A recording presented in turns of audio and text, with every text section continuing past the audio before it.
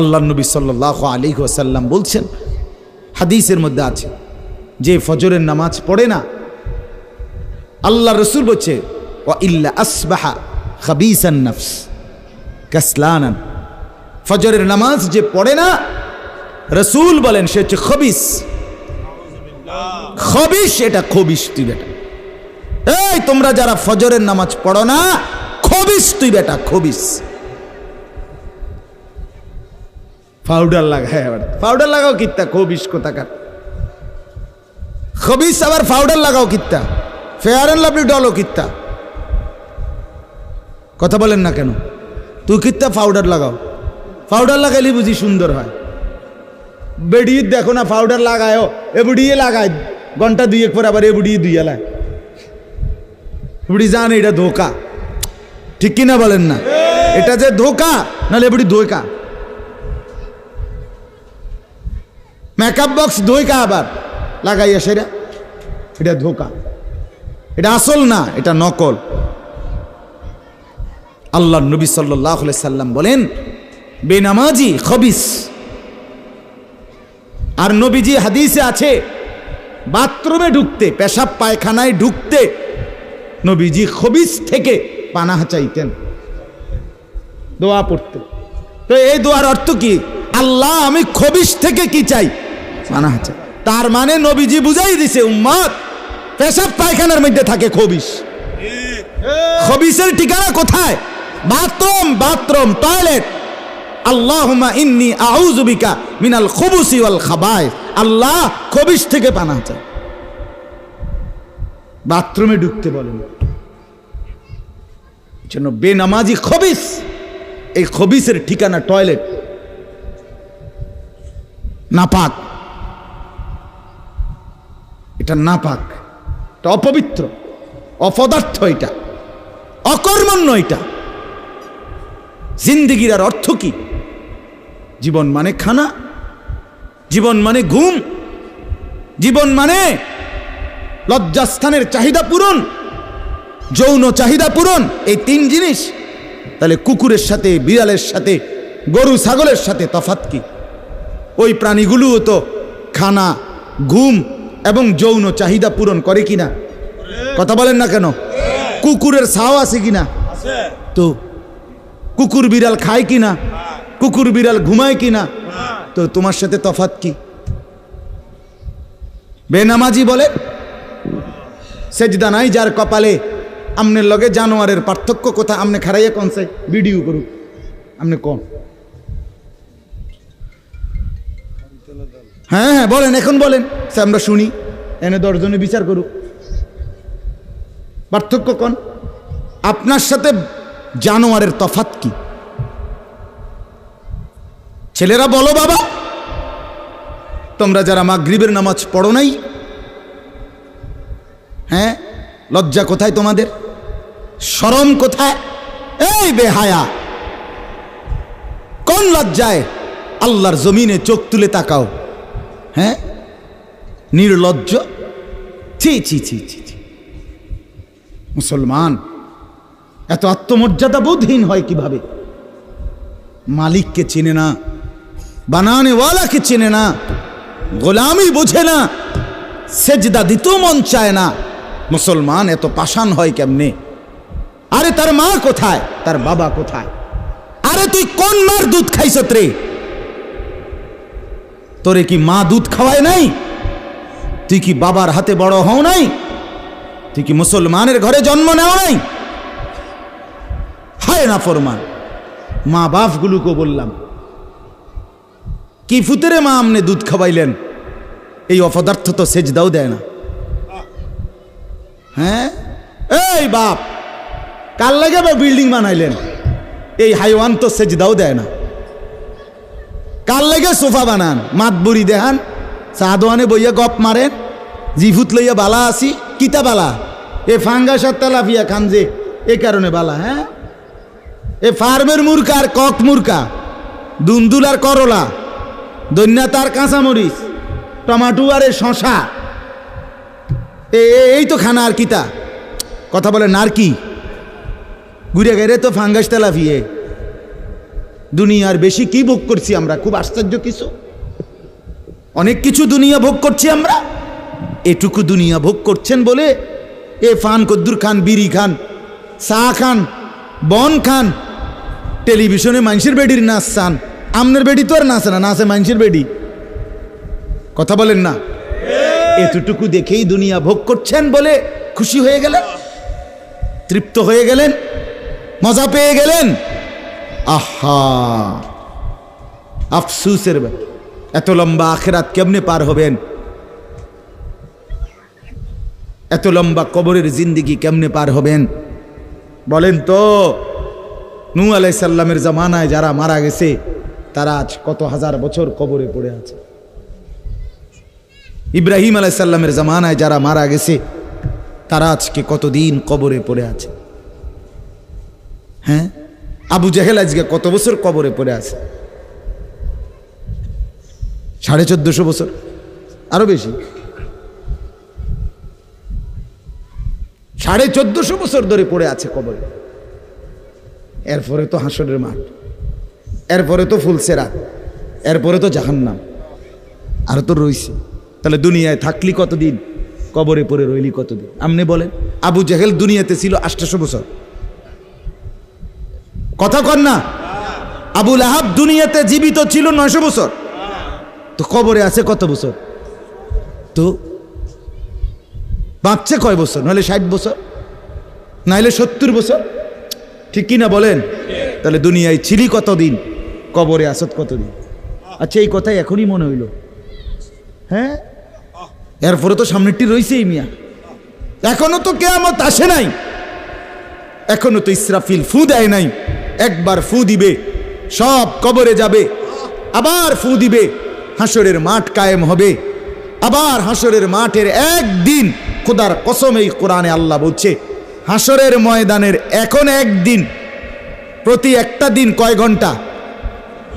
হাসরের একদিন আল্লাহ বলছে 50,000 বছর, 50,000 সানা, 50,000 বছর। হাসরের ময়দানের পুরা সময় না, একদিন, একদিন। পুরা হাসরের মাঠ কতদিন সেটা আল্লাহই জানে। প্রিয় বন্ধু আমার, নষ্ট হয়েন না। ছেলেরা আমার, বাপ, বরবাদ হইও না।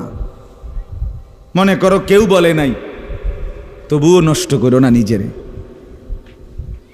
বাবা বলে নাই, মা বলে নাই, সর্দারে বলে নাই, মাতবরে বলে নাই, গ্রামের মুরব্বীরা বলে নাই, কেউ তোমারে কিছু বলে নাই, তবুও তুমি নিজেরে নষ্ট করে দিও না।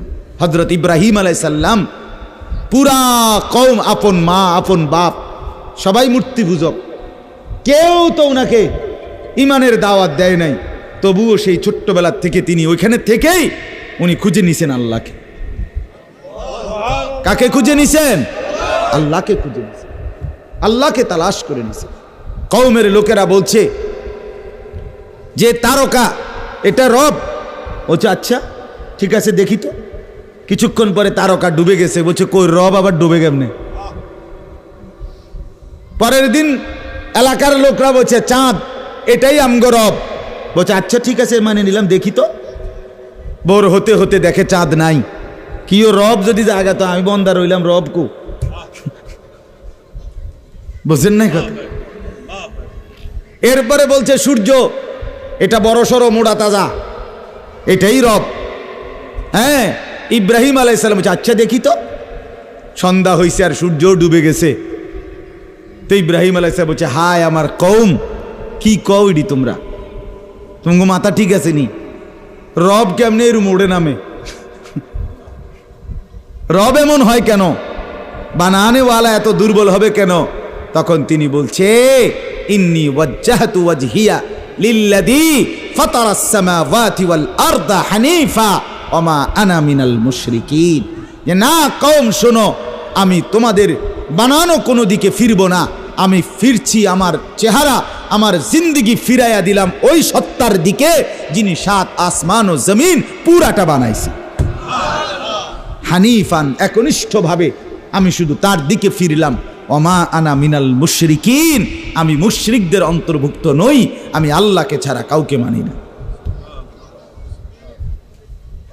হ্যাঁ, হযরত ইব্রাহিম আলাইহিস সালামের বাবা বলছে, পুত তোরে আমি তেজ্য পুত্র করে বাড়ি ছাড়া করে দেব।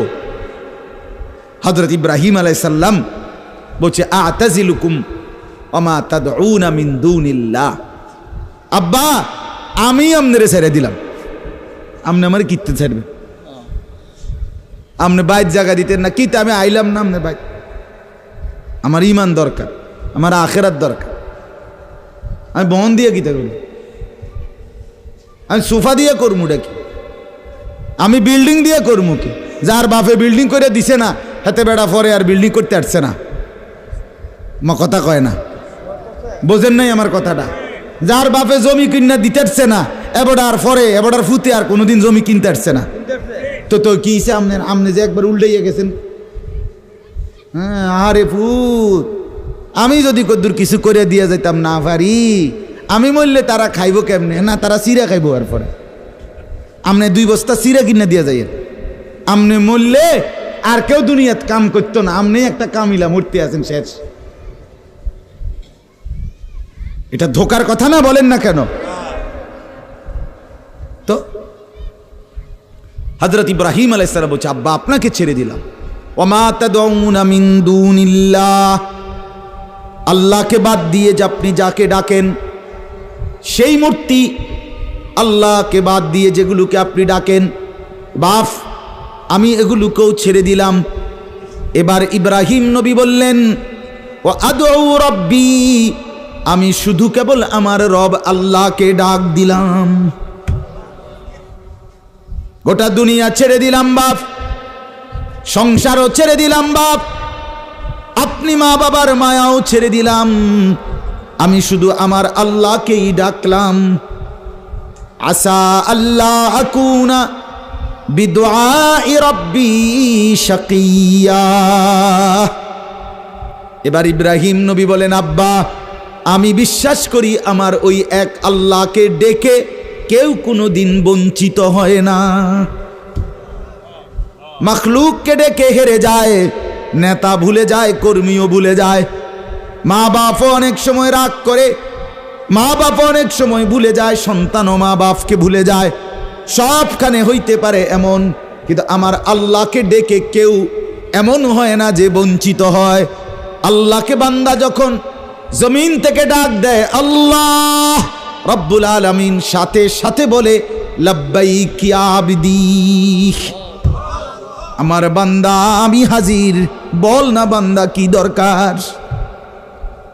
বান্দা আবার বলে আল্লাহ, আল্লাহ আবার বলে লাব্বাইক, আছি তো বলো না। বান্দা বলে সুবহানাল্লাহ, আল্লাহ বলে শুনছি তো বান্দা, বলো না কি চাও বান্দা। বান্দা আবার বলে আলহামদুলিল্লাহ, আল্লাহ বলে বলো না কি চাচ্ছ বলো। আল্লাহু আকবার বলে আবারও বলছি কি চাচ্ছ বলো না, আমি তো শুনতেছি, আমি তো আছি বান্দা। কিন্তু বান্দা যখন শুধু আল্লাহকে ডাকতে থাকে, জিকির করতে থাকে, তাসবিহ পড়তে থাকে, মনের কষ্ট দুঃখ বেদনা চাওয়া পাওয়া কিছুই বলে না, শুধু জিকির করে, শুধু জিকির করে, শুধু আল্লাহকে ডাকে, আল্লাহকে ডাকে, শেষ পর্যন্ত আল্লাহ খুশি হয়ে বলে বান্দা তুই যেহেতু আমাকে ডেকে মজা পাইছো, ঠিক আছে বান্দা তুমি আমাকে ডাকতে থাকো, আমি আল্লাহ তোমাকে দিতে থাকি।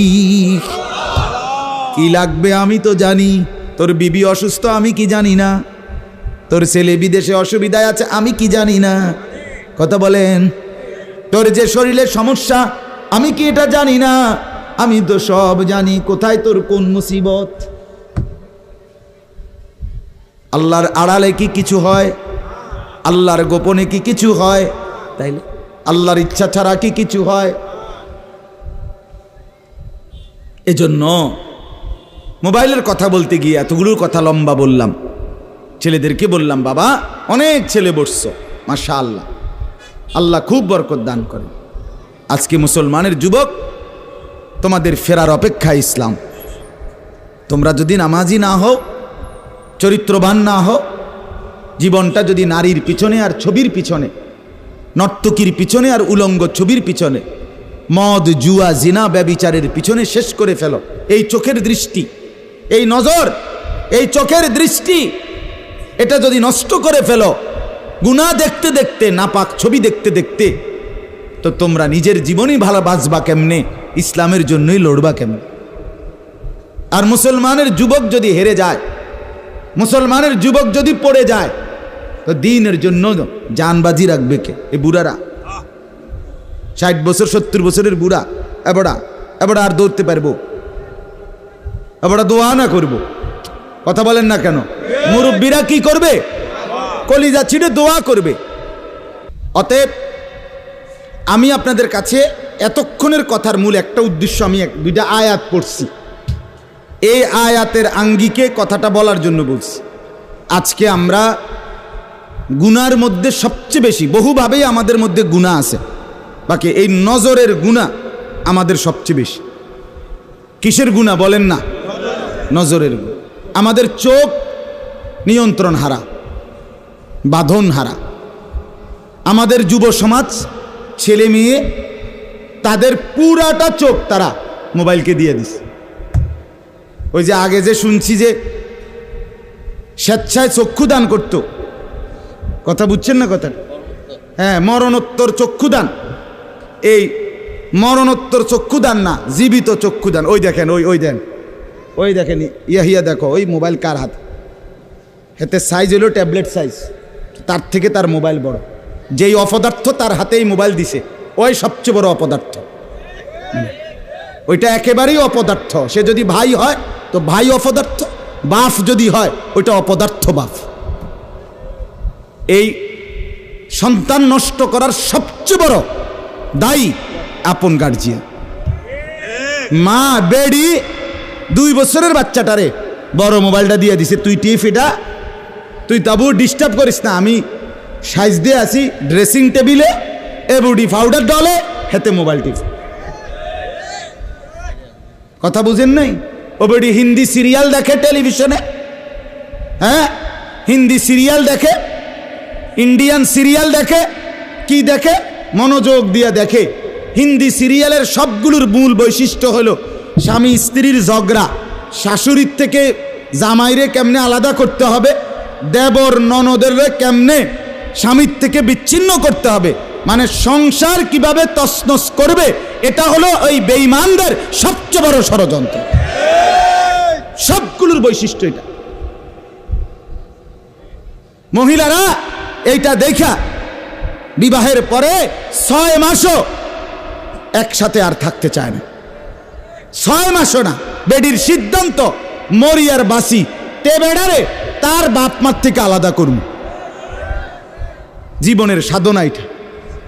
হায় হায়, লানত, অভিশাপ ওই নারীর প্রতি, যে নারী তুমি বেটি তোমার একটু সুখের জন্য স্বামী বেচারাকে আলগা করে লাইলা। তুমি তো কিছুক্ষণের সুখ হয়তো পাইবা, কিন্তু এই স্বামী মা বাবার নাফরমানির কারণে এই ছেলেটা তারে তো চিরদিনের জন্য জাহান্নামী বানাই দিল। মা বাপ যদি কষ্ট পায়, আহাজারি করে, মা বাপের কলিজার মধ্যে যদি ব্যথা লাগে, তো এই সন্তান জাহান্নামী হবে না? বলে। এজন্য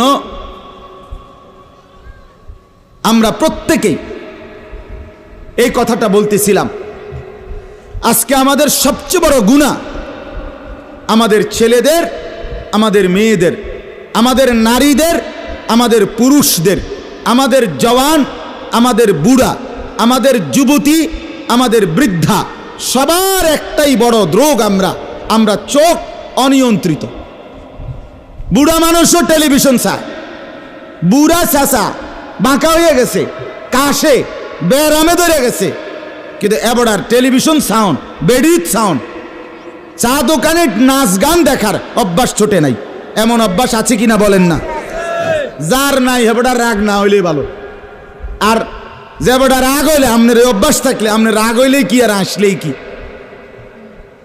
অতএব নজর নিয়ন্ত্রণ করা চাই, নজর হেফাজত করা চাই, নজর সুন্দর করা চাই। অতএব আমার বাপ, আমি আপনাদের কাছে কোরআনুল কারীমের এই 2টা আয়াতের তরজমা শুনাইতে চাই। এটা পুরুষদের জন্য, নারীদের জন্য, উভয়টা। একজন মুসলিম পুরুষ, তার ব্যাপারেও আল্লাহর হুকুম, একজন মুসলিম নারী, তার ব্যাপারেও আল্লাহর হুকুম। উভয়কে আল্লাহ তাআলা বলছে চরিত্রের হেফাজতের জন্য সবচেয়ে প্রথম শর্ত, 1 নাম্বার দৃষ্টি হেফাজত। কোনো মানুষের চরিত্র সুন্দর কিনা এটার প্রমাণ তার নজর ঠিক কিনা। আপনি ওই কথা শুদ্ধ কয়, ফ্যান ফিনছে, শার্ট গাও দিছে, স্প্রে লাগাইছে, কথাবার্তা এমনি কুয়াইয়া কয় জি জি জি আঙ্কেল কেমন আছেন, ভালো আছেন, এ আর মাশাআল্লাহ দেখছুনিও ভদ্র ভদ্র বাইয়া পড়তে আছে একবারে বেড়া। না না না না, 1 নাম্বার পবিত্রতা, সুন্দর উত্তম আখলাক, সৎ চরিত্রবানের 1 নাম্বার বৈশিষ্ট্য হলো যে যার চক্ষু নিরাপদ, যে চোখ নিরাপদ রাখে। 1 নাম্বার এটা আল্লাহ তাআলা বলেন। আর চূড়ান্ত হলো যে নিজের লজ্জাস্থান হেফাজত করে। এই 2 দিকের বেড়া, মাঝখান দিয়ে এর ভিতরে যা আছে সবগুলো এতে নিয়ন্ত্রিত হবে।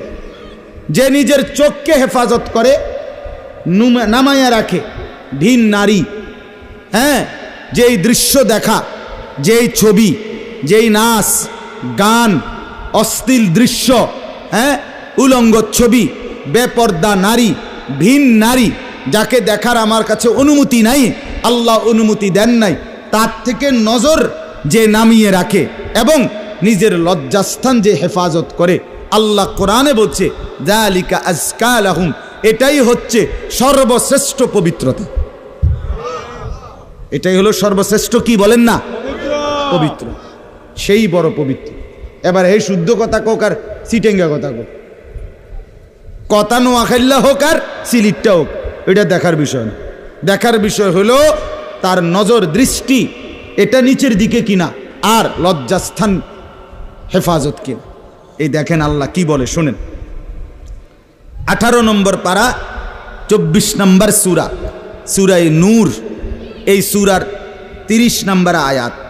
আল্লাহ তাআলা বলেন, কুল, হে নবী আপনি বলুন, লিল মুমিনিন, সমস্ত মুমিন পুরুষদেরকে, পুরুষদেরকে মানে এই হুকুম কার্যকর শুরু হবে যেই ছেলেটা সাবালক হইছে, যেই মেয়েটা সাবালক হইছে, ওই দিন থেকে 100 কার্যকর।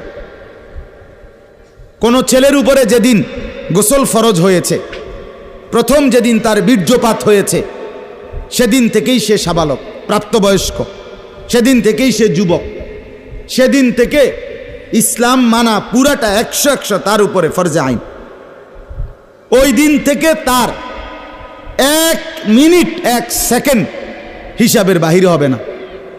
প্রতি সেকেন্ড নিঃশ্বাসের জন্য তাকে মৃত্যু পর্যন্ত, মানে বালেগ হওয়ার দিন থেকে মৃত্যু পর্যন্ত যে হায়াত পাইছে, যেদ্দুর আল্লাহর কাছে হিসাব দিতে হবে তদ্দুর।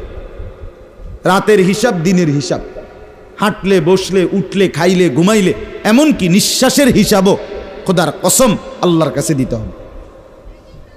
কোনো মেয়ে যেদিন তার প্রথম মাসিক শুরু হয়েছে 13-14 বছর বয়সে, সেদিন থেকে সে প্রাপ্তবয়স্কা, সাবালিকা, সে যুবতী।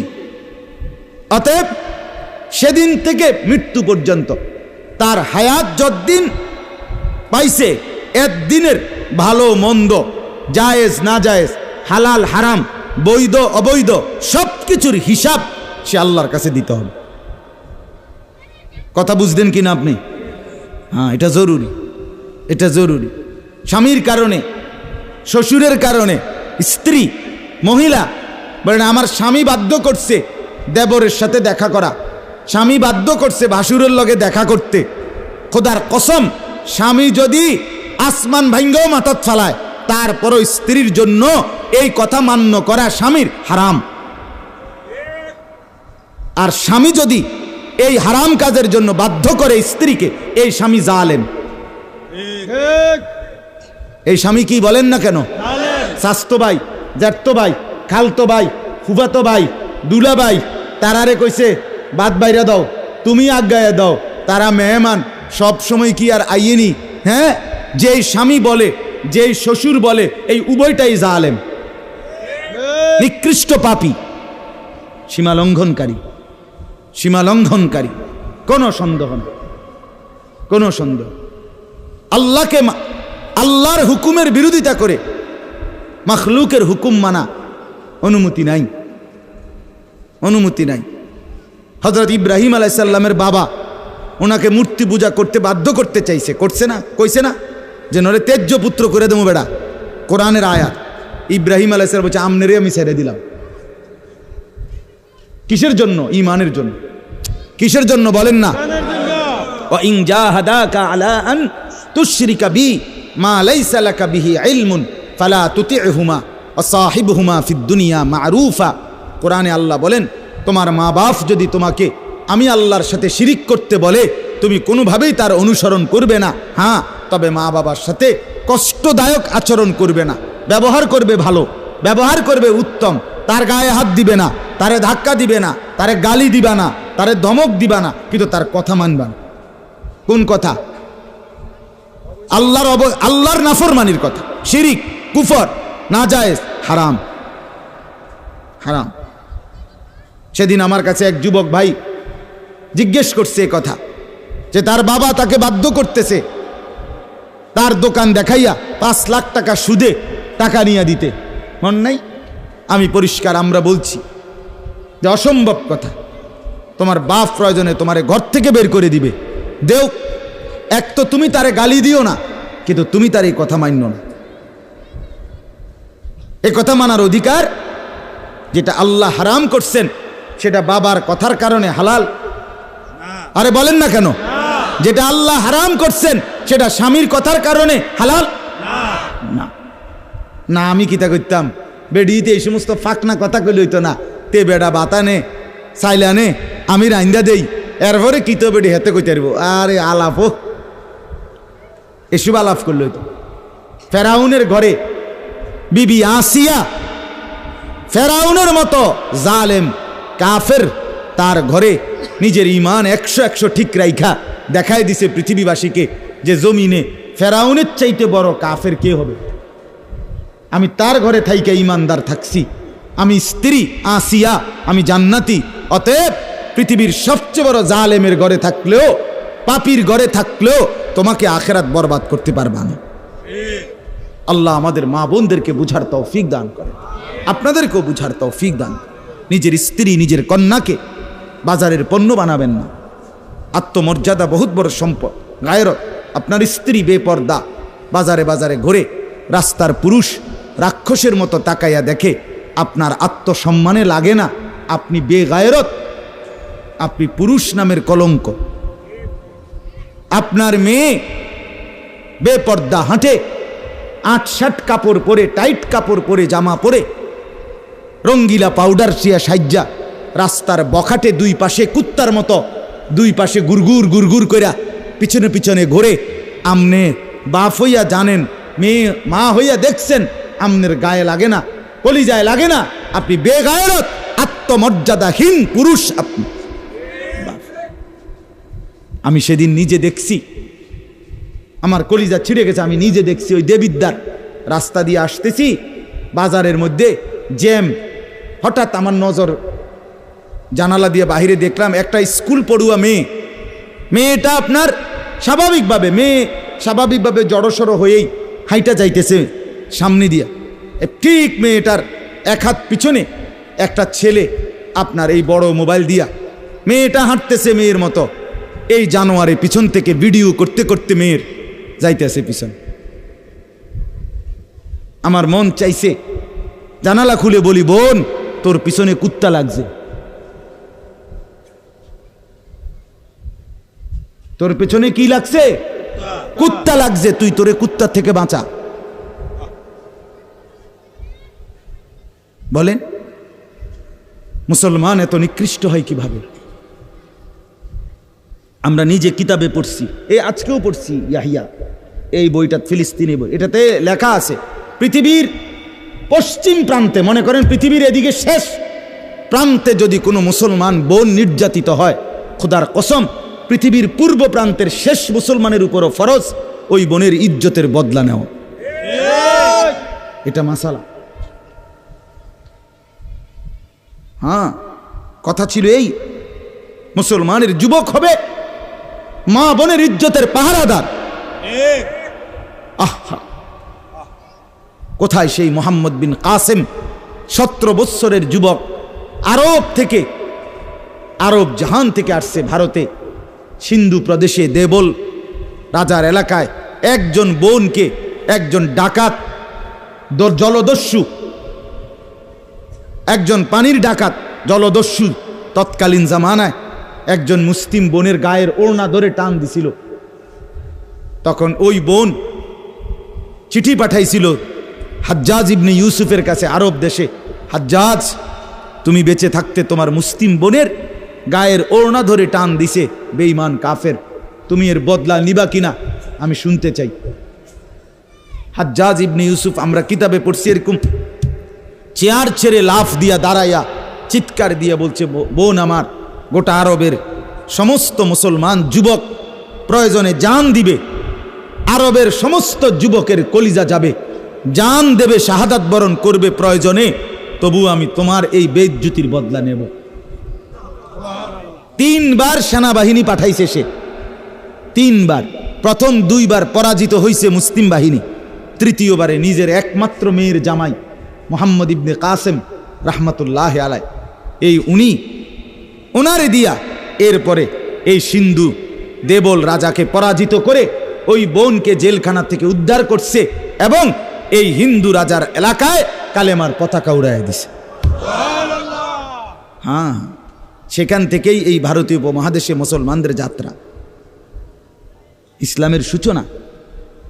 এক বোনের ইজ্জতের জন্য ধর্ষিতা হয় নাই, কাপড় টান দিছে কেন? খলিফা মুতাসিম বিল্লাহ, এক ইহুদি খলিফা মুতাসিম বিল্লাহ, মুসলমানদের একজন খলিফার নাম উমাইয়া খলিফা, ওনার আমলে একজন মহিলা ইহুদিদের এলাকায় গেছিল, বাজারে পর্দানসীন বোরখাওয়ালা নারী, ওই ইহুদি, দুষ্ট এক ইহুদি ওই মহিলার পিছন দিক দিয়া, বোরকার পিছনে কৌশলে পিছন দিক দিয়া গোপনে এমন এক রশি টান দিস বাঁধছে। রশি বাঁধ দেওয়ার কারণে মহিলা যখন সামনের দিকে আগাইছে, তখন এই রশির টান লাগাতে মহিলার বোরকা উঠে গেছে উপরের দিকে সামান্য, উনি পড়ে গেছে। এই মহিলা ওই বাজারে চিৎকার দিয়া বলছে, ওয়া মুতাসিমা, হায় মুতাসিম তুমি কই? তোমার মুসলিম বোনকে বেইজ্জতি করছে। সাথে সাথে খলিফা মুতাসিম বিল্লাহ পুরা বাহিনী নিয়ে আইসা ওই ইহুদি অঞ্চল পুরা জ্বালায় ফেলছে। কথা ছিল এই, বা কথা ছিল এই, রক্ত আর আমাদের গায়রত আর আমাদের হারিয়ে ফেলেছি। পরের মেয়ে দেখতে দেখতে, পরের নারী দেখতে দেখতে, টেলিভিশন দেখতে দেখতে, নিজের বিবি বাচ্চারও লাগাই দিছেন, নিজের ঘরে টেলিভিশন চাইতো, নিজেও বইয়া বইয়া চা দোয়ানে বেড়ি চান, টেলিভিশন চান, ফুতেও সারা রাত সারা দিন সমবয়সী ফুলানের লগে হাইটটা মোবাইলে ছবি চায়, তো সমাজ গড়বে কে? পরিবার নিরাপদ থাকবে কেমনে? কথা বলেন না কেন? বুড়ারাও চা দোয়ানে, বেড়ি তো ঘরের টেলিভিশনে, ফুলাফাইনে মোবাইলের আড্ডায়, তো মানুষ চরিত্রবান হবে কিভাবে? কমপক্ষে মুরব্বিগত লজ্জাবোধ থাকা উচিত। আমার এটা মাথাতে ধরে না, মানে দাড়িওয়ালা 60 বছরের বুড়া বেড়া কেমনে বেড়িয়ে চায় চা দোয়ানে বই? আমার একারে বহুদিন ভাই, আমি এটা অনেক দিন চিন্তা করে চাইছি, মানে এটার কারণটা কি? আরে এরকম বুড়া বেড়া কিনলেকে বেড়িয়ে চাই? আমনের কি জীবনটা আজ এতটা বছর পরেও এখনো আমনের আখেরাতের কথা মনে পড়ে নাই? আরে কি ডাকাইতো আমনে? আমনে মরতেন না? আয় হায় হায়, আল্লাহ, একটা সমাজের মধ্যে কিছু মানুষ তো থাকা উচিত। আরে বলেন না, 2, 4, 10, 50 জন মানুষ তো একটা সমাজে থাকা উচিত, যারা সবাইকে চরিত্রের কথা, আখলাকের কথা, নামাজের কথা, আল্লাহর কথা, পরকালের কথা বলবে। এটা কি উচিত না? কথা বলেন, উচিত না? কিছু মানুষ উচিত না। কই মানুষগুলো কই? বলেন না চাচা, ওই মানুষগুলো কই? চেয়ারম্যান ভাই বলেন, কই মানুষগুলো কই? আচ্ছা চেয়ারম্যান আপনি কোন ভাই, আমি তো এতক্ষণ খেয়াল করি নাই। আরিফ ভাই আমাদেরও খুব কলিজার টুকরা, মহব্বতের আমার। তো আপনি বলেন, একজন চেয়ারম্যানকে বলতে বলেন মাইক দিয়ে, এখন এক সপ্তাহে এক মাসে এই নারী গঠিত কেলেঙ্কারির কি পরিমাণ বিচার তারা করতে হবে? আমি অসংখ্য চেয়ারম্যানের সাথে কথা বলছি, প্রায় বলে হুজুর সমাজটা খাইয়া লাইছে একদম। এই যে বলতেছে এটাই বেশি। চরিত্রহীনতার সয়লাভ। আহারে নারী, বেচারা স্বামী 16 বৎসর বিদেশ করছে, হায় রে কলজা ফাটা তার কষ্ট। কি পরিমাণ রোদ্রে টাকা রোজগার করছে, কয়টা টাকা। আমি তো সৌদি আরবে যে কয়বার আল্লাহ নেওয়ার তৌফিক দিছে, হজ উমরায় গেছি, অন্য কোনো কারণে না, প্রতিবারই দেখছি বাফ আহারে প্রবাসীদের কষ্ট কাকে বলে। প্রখর রোদ।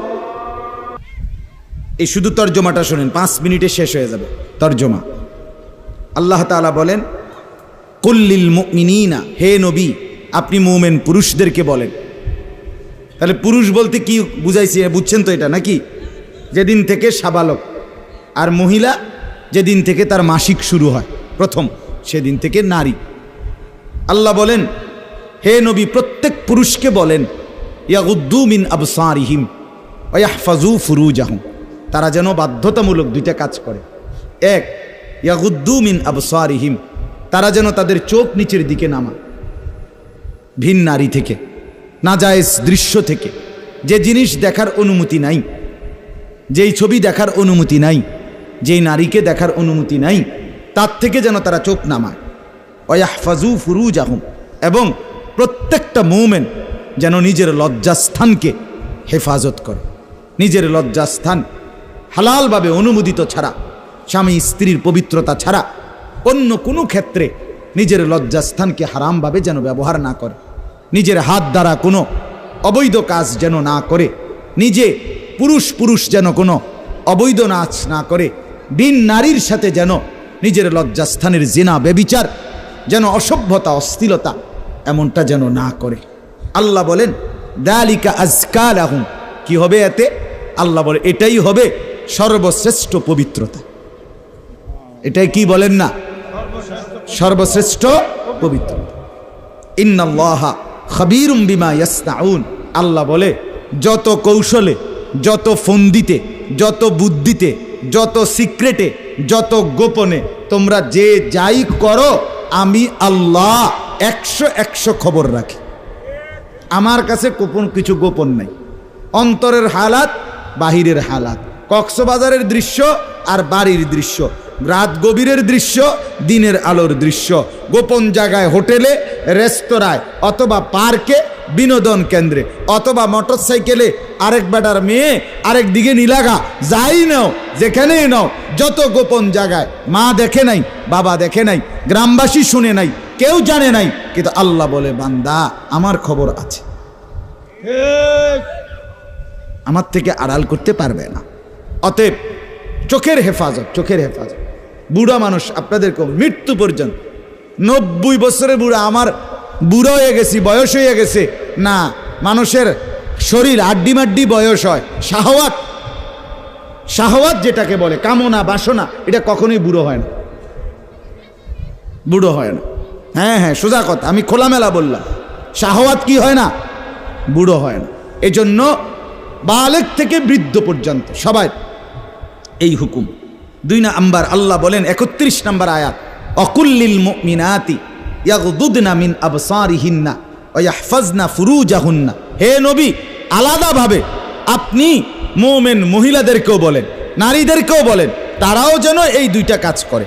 কি? চোখ নামিয়ে রাখে, চোখ নামিয়ে রাখে। কোনো নারী যেন রাস্তার পুরুষ, ভিন পুরুষ যাদেরকে দেখার অনুমতি নাই, এই যে দেবর, এই যে ভাসুর, চাচাতো ভাই, মামাতো ভাই, ফুফাতো ভাই, খালাতো ভাই, দুলা ভাই, এরকম মানুষগুলো যাদেরকে দেখার অনুমতি নাই, রাস্তার পুরুষ যাদেরকে দেখার চোখ ফেলার অনুমতি নাই, তাদের থেকে যেন চোখ নামিয়ে রাখে। ওয়া ইয়াহফাজনা ফুরুজাহুন্না, আল্লাহ বলে প্রত্যেক নারীকে বলেন হে নবী তারাও যেন তাদের লজ্জাস্থানের হেফাজত করে। এক নারীর সতীত্ব, তার ইজ্জত, তার সম্ভ্রম, এটাই তার জীবনের সবচেয়ে বড় সম্পদ। যে নারী সতীত্ব হারা, যে মেয়ে ইজ্জত হারা, তার জীবনে আর 2 পয়সার কোনো মূল্য নাই। জন্তু জানোয়ারের কোনো মূল্য থাকতে পারে, কিন্তু এই বেহায়া, বেশরম, লজ্জা হারা, ইজ্জত হারা, যেটা যদি কেউ ধর্ষিতা হয় নাই কিন্তু পর পুরুষের সাথে অবৈধ সম্পর্ক করে, হারাম প্রেম করে, ভিন পুরুষের সাথে নিজের ইজ্জত নষ্ট করেছে, নিজের চরিত্র নষ্ট করেছে, খোদার কসম তার 2 পয়সার কোনো মূল্য এই সমাজে, দুনিয়াতে, আখেরাতে কোথাও নাই। সে ঘৃণিত, সে লাঞ্ছিতা নারী, এটার আর কোনো মূল্য নাই। এই জন্য বিবাহ বহির্ভূত প্রেম করার পরে, বিবাহ করার পর এই বিবাহ আর টেকে না। আমার কাছে বলছি হুজুর কি গভীর সম্পর্ক ছিল, এখন বিয়ে করলাম 8 মাস না যাইতেই সংসারটা জাহান্নামের টুকরা হয়ে গেছে।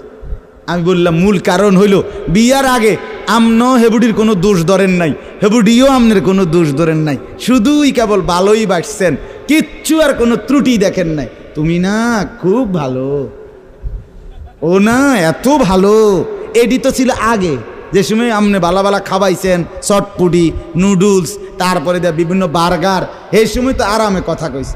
এখন যখন বিবাহ হয়ে গেছে, সংসার শুরু হয়েছে, এখন নুনের মধ্যেও দোষ, চিনির মধ্যেও দোষ। নুনও আগের মতো কড়া লাগে না, চিনিও আগের মতো মিঠা লাগে না। কথা বুঝেন না? এখন ভালোবাসা ঠুস। ভালোবাসা কি? এজন্য আল্লাহ বলেন, নারীকে বলেন নজর নামাইতে এবং নিজের লজ্জাস্থান হেফাজত করতে, বাকিটা অন্য কোনো দিন।